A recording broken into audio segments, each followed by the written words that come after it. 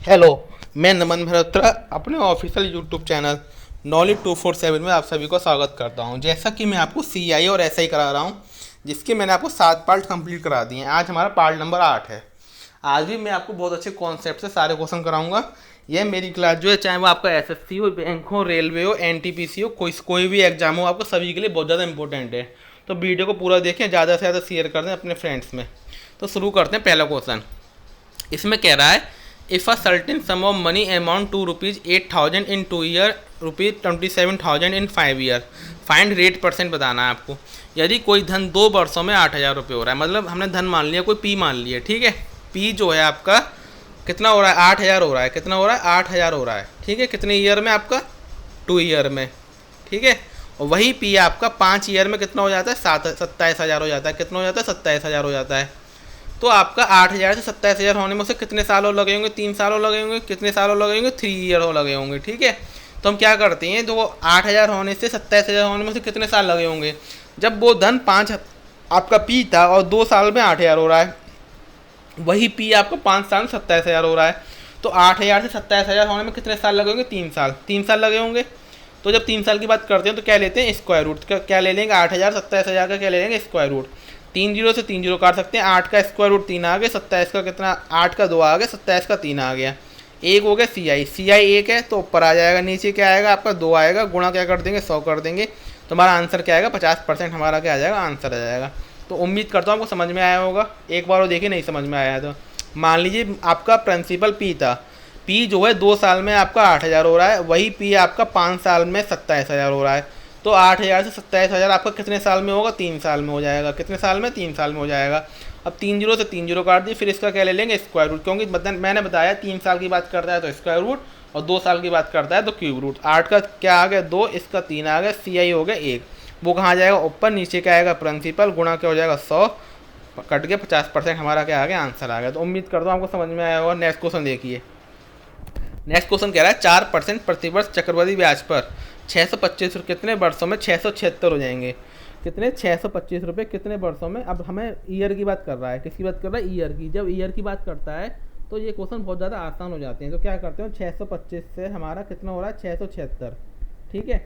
अब देखिए ये किसका स्क्वायर हो, हमारा 25 का स्क्वायर है, और यह किसका स्क्वायर है, हमारा 26 का स्क्वायर है।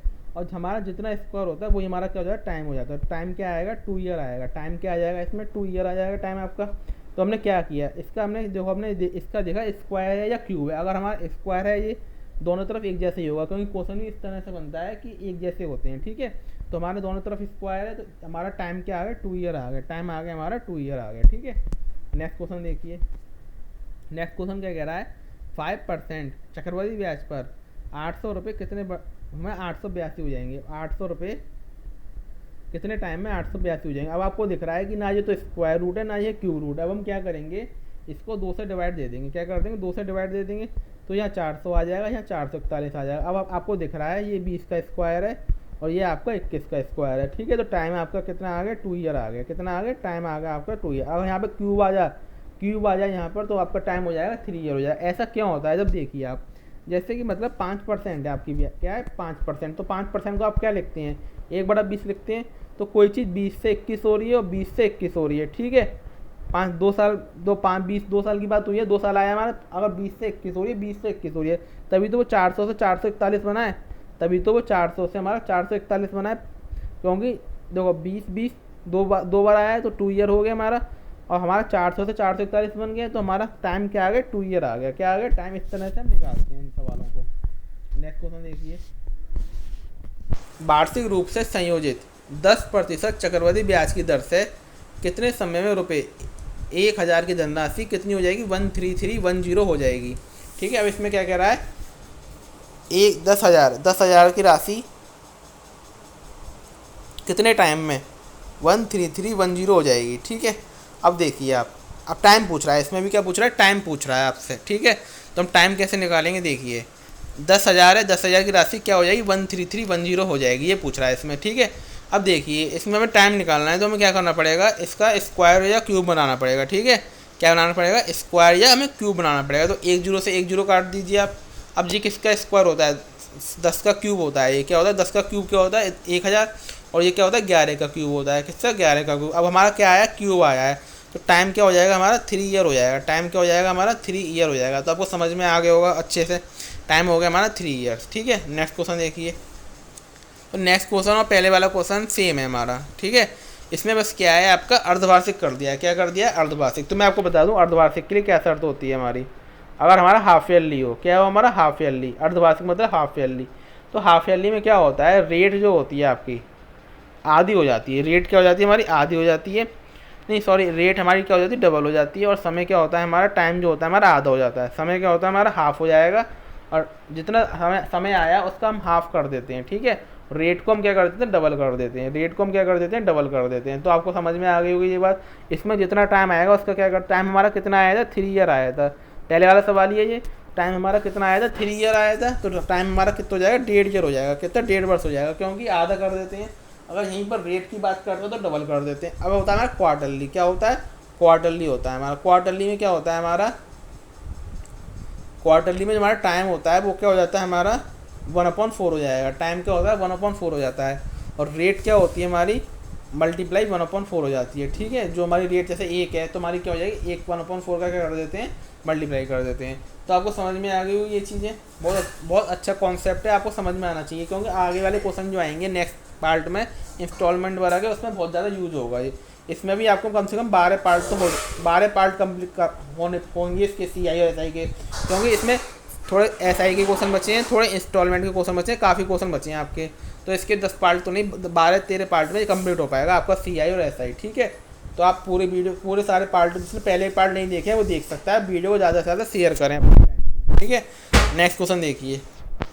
नेक्स्ट क्वेश्चन कह रहा है यदि कोई धन चक्रवृद्धि ब्याज पर 7 वर्षों में अपने आप का 4 गुना हो जाता है तो वही धन अपने आप का 64 गुना कितने वर्षों में हो जाएगा। 7 वर्षों में कितना हो रहा है 4 गुना, मतलब कोई धन हमने 1 मान लिया तो कितना हो रहा है 4 गुना हो रहा है 7 साल में। तो अगला 8 गुना कितना हो जाएगा हमारा 7 साल में, और फिर उसका 16 गुना और कितना 7 साल में हो जाएगा।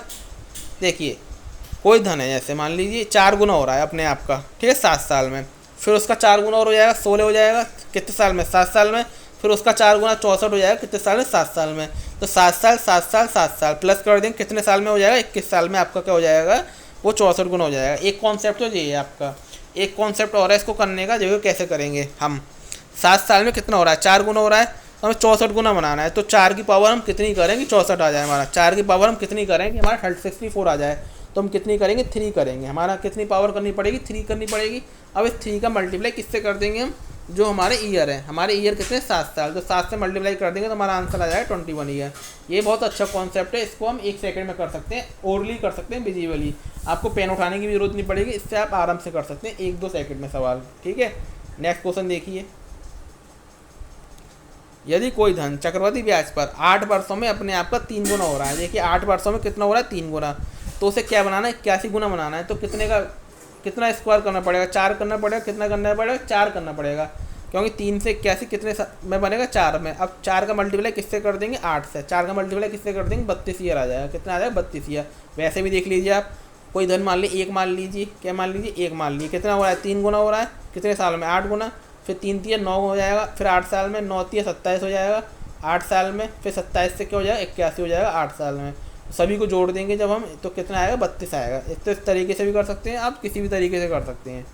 नेक्स्ट देखिए, यदि कोई धन 3 साल में अपने आप का 8 गुना हो जाता है तो वही धन अपने आप का 128 गुना कितने वर्षों में हो जाएगा। अब देखिए 8 गुना हो रहा है, 8 से हमें 128 बनाना है। अब हमें पता नहीं 8 से 128 कितने टाइम में बनता है। ठीक है, तो हम देखो क्या करेंगे इसमें, 8 से 128 हो रहा है हमारा, कैसे करेंगे इस सवाल को, बहुत अच्छा सवाल है, ध्यान से देखेंगे इस सवाल को। 8 से क्या हो रहा है हमारा 128 हो रहा है, कितने सालों में हो रहा है 3 सालों में। तो हम क्या ले लेंगे इसका क्यूब रूट ले लेंगे, क्या ले लेंगे क्यूब रूट, क्योंकि 3 साल की बात करता है तो क्यूब रूट ले लेते हैं हम। तो देखिए अब हमारा 8 का हमारा क्यूब रूट निकल जाएगा यहाँ से, मगर हमारा 128 का क्यूब रूट नहीं निकलेगा। तो हम जब 1 साल की बात करेंगे तो जो क्या करेंगे, इसको काट लो आप, इसे आराम से कट जाएगा ये हमारा। तो 3 साल में अपने आप का क्या हो रहा है वो 8 गुना हो रहा है, 3 साल में अपने आप का कितना हो रहा है 8 गुना हो रहा है। तो ऐसे करो इस सवाल को, बहुत अच्छा तरीका बता दे रहा हूँ।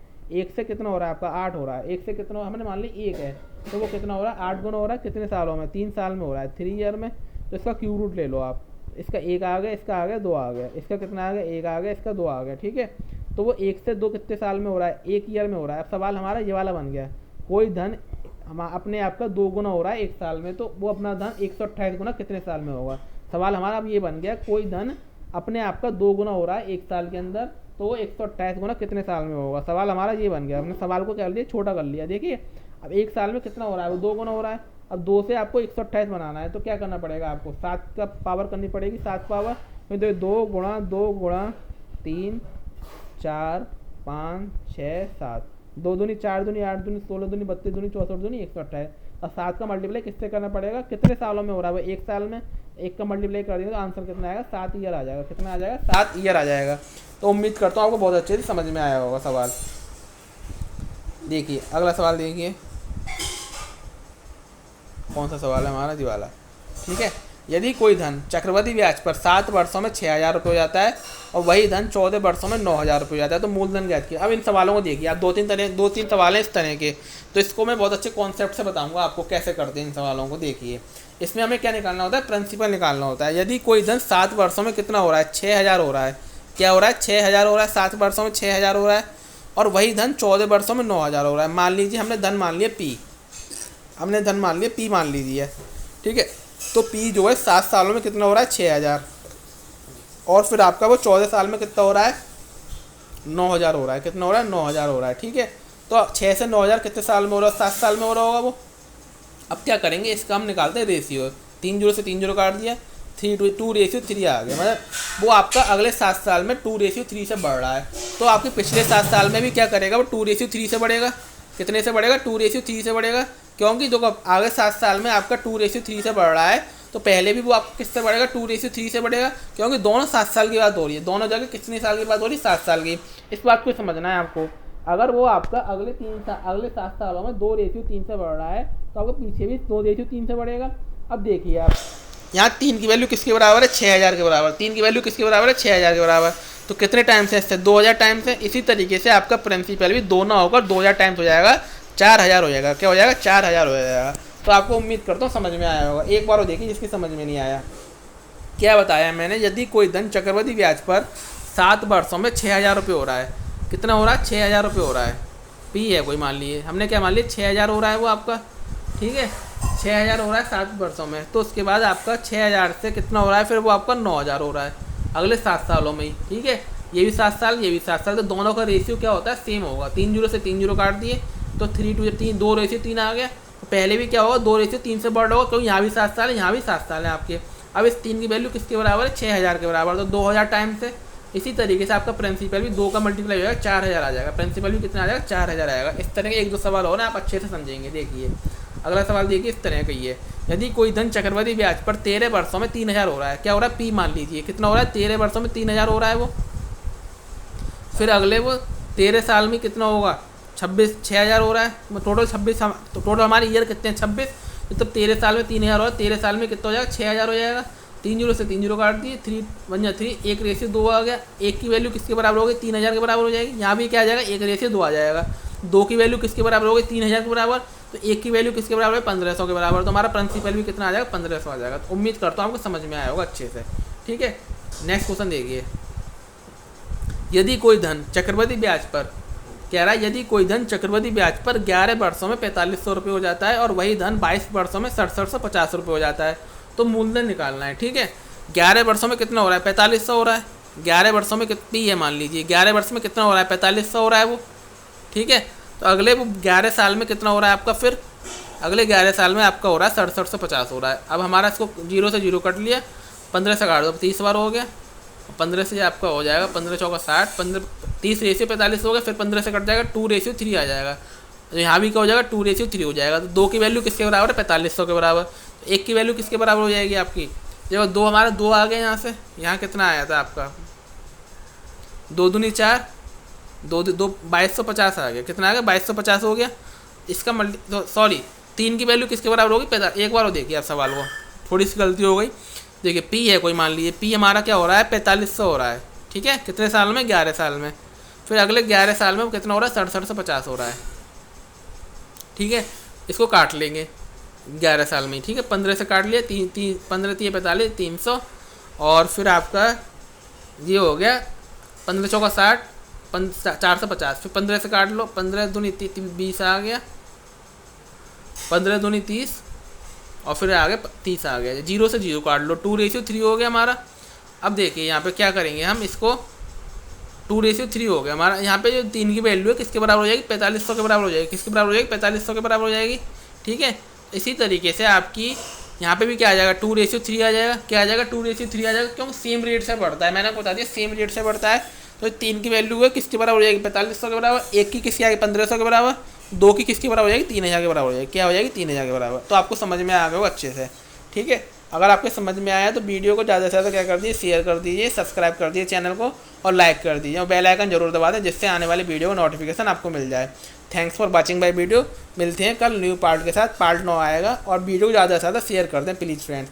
पार्ट हमारा कौन सा आएगा, न्यू 9 आएगा। तो आप पूरी वीडियो को देखें, जिसने पहले के पार्ट नहीं देखे हैं, सारे पार्ट मैं आपको एक एक से कराता जा रहा हूँ। तो आप पहले की वीडियो भी देख लें और अब की डेली वीडियो देखते जाएँ, जिससे आपका कॉन्सेप्ट क्या हो जाए, क्लियर हो जाए सारा। Thanks for watching my video. मिलते हैं नई वीडियो के साथ।